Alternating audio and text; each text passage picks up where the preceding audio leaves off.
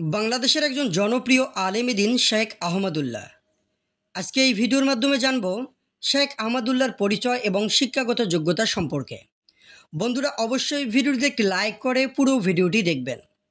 শেখ আহমদুল্লাহ বাংলাদেশের স্বনামধন্য ইসলামী ব্যক্তিত্ব, বিদগ্ধ আলোচক, লেখক ও খতিব।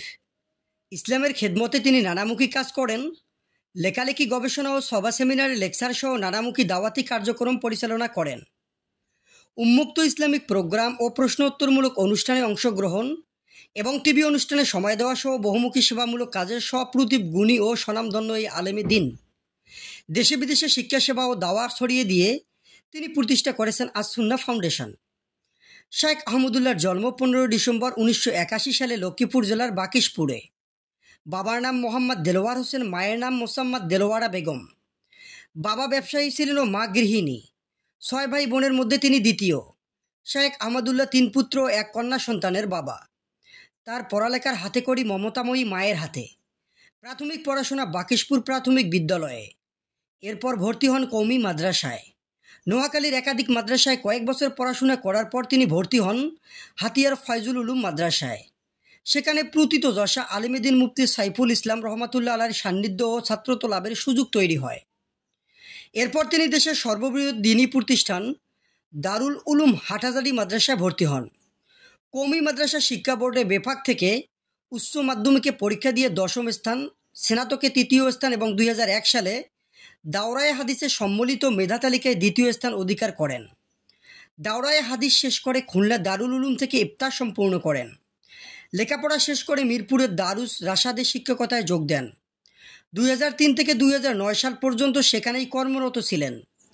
মাঝে 1 বছর মিরপুরের আরজাবাদ মাদ্রাসায় হাদিসের শিক্ষকতা করেছেন।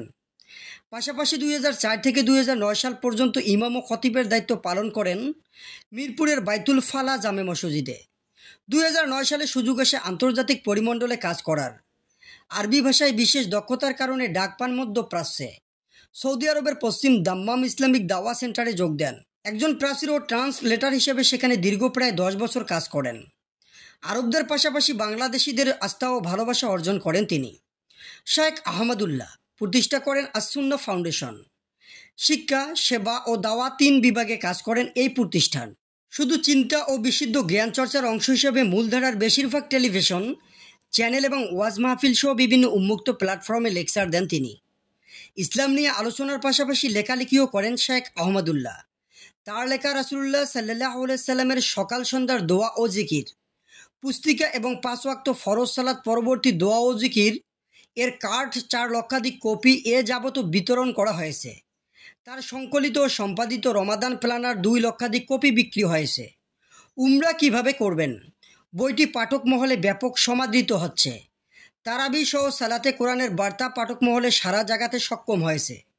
শেখ আহমদুল্লাহ এ পর্যন্ত দাওয়া ও গবেষণা বিষয়ে কয়েকশো প্রবন্ধ নিবন্ধ লিখেছেন।